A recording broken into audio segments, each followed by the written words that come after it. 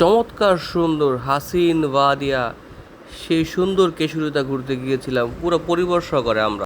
আজকে আমরা কেশুরিতা ঘুরতে চলে আসছি। বলো আজকে আমরা প্লেসটা অনেক মামি সুন্দর। ম্যাচিং করে কেশরীটা ঘুরতে এসেছি। যারা মামে ম্যাচিং করে চলে আসছে ঘুরতে। আশপাশটা খুবই বাবাকে বলো। চমৎকার, খুবই সুন্দর। এছাড়া কিছু বলো তুমি। আমি আমি আসছি কেশরীতে কেশুরিতে তাইছি না আমি আজকে অনেক খুশি। আজকে অনেক খুশি।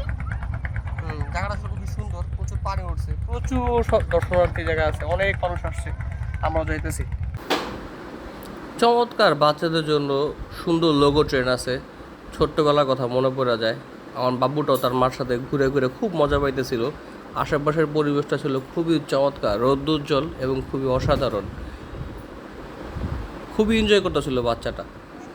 আমার বাবুটার বয়স মাত্র 3.5 বছর, তাই আসলে এরকম গোল গোল ঘোরার যে ব্যাপারটা ছিল ওটা খুব রিস্কি ছিল। কিন্তু যে লোকটা এটা চালাতেছিল সে খুবই বুঝের একটা লোক ছিল, সে খুবই আস্তে আস্তে স্লো স্পিডে এটা চালাইতেছিল, খুব ভালো লাগতেছিল।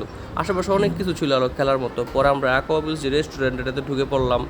চমৎকার একটা সুন্দর পরিবেশ আছে তাদের এখানে খাওয়ার জন্য, খাওয়া দাওয়া করলাম, ভালো লাগতেছিল। বাইরের পরিবেশটাও চমৎকার ছিল, এখান থেকে স্পিড বোট কায়াক বোটে ওঠা যায়, খুবই চমৎকার একটা পরিবেশ ছিল। আশা করি আপনাদের কাছেও ভালো লাগবে। যারা এখানে আসতে চান খুব সহজে চলে আসতে পারেন গাজীপুর কেশুরিয়াতে। নৌকাতে ঘোরাফেরার চমৎকার একটা প্লেস আছে। শেষমেশ আমরা সন্ধ্যার আগ পর্যন্ত নৌকাতে ঘোরাফেরা করলাম, আমার পরিবার খুবই এনজয় করলো। খুবই চমৎকার একটা সিনারি ছিল, সন্ধ্যাবেলাটা ছিল খুবই অসাধারণ এবং মনোমুগ্ধকর। মানে দিনের শেষে যে কি একটা শান্তির পরিবেশ উপলব্ধি করার মতো, নৌকা বসে এভাবে তাকায় না থাকলে বোঝা যেত না। আমার পক্ষে যতটুকু সম্ভব ছিল ততটুকু আমি ভিডিওতে নিয়ে আসার চেষ্টা করছি। মনোমুগ্ধকর একটা হাসিন চমৎকার সময় এখানে কাটছে আমাদের, অসাধারণ। আপনারা যারা যারা ঘুরতে যেতে চান কেশরিতা,